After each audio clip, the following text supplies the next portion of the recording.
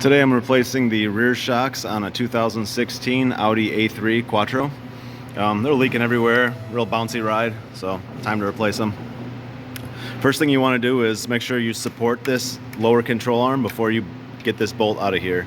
You use an 18mm socket and a wrench on the other side to get this bolt out. Support this because this is what's limiting the suspension travel. So if you just get this bolt out loose without supporting this lower arm, it'll jump down and it's dangerous. So hold that with a floor jack, a screw jack, however you're doing it, and then get that bolt out of there. Alright, now lower the car back down and you're going to want to pull this wheel well liner out of the way.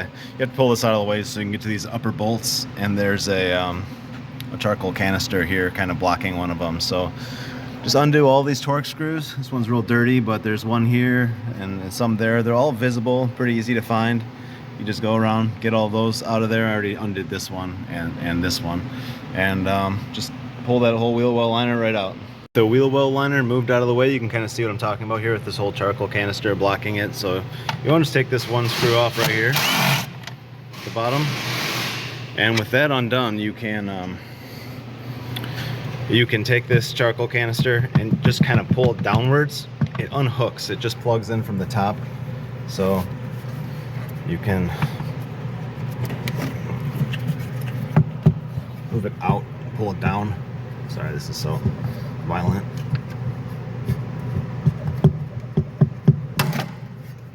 There it is. Everything's okay, this hook is still fine. It's just this car's real dirty, so it makes it a little bit more rough. But that hook right there just plugs up into that groove. So you're just pulling that down.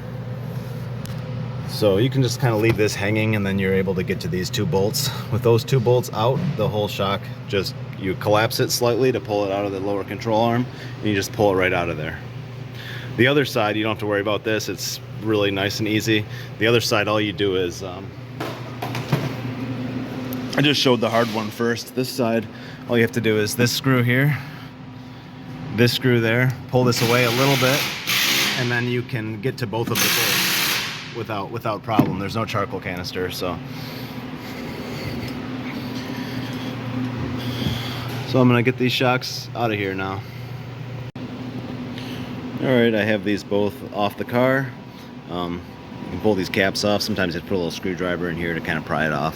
And pull this nut out of here. If you're already replacing the shock and the threads are kind of nasty, you may as well just grab the shaft with a pair of vice grips or channel locks. You can just slide the boot down like that, and you can hold this and just get that nut off there. Make sure you replace the upper mounts. It's a good idea to also put the snub mounts and the dust shield on it. But the upper mount's the most important, along with the shock. These are disgusting, so I'm going to end up just replacing everything here.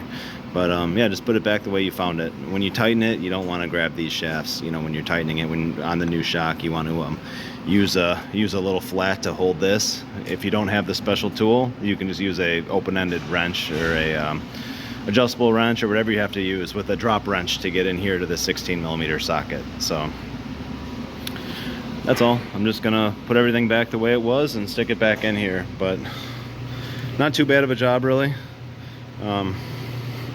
Thanks for watching. Any comments or anything like that if you have any questions about this. So thank you.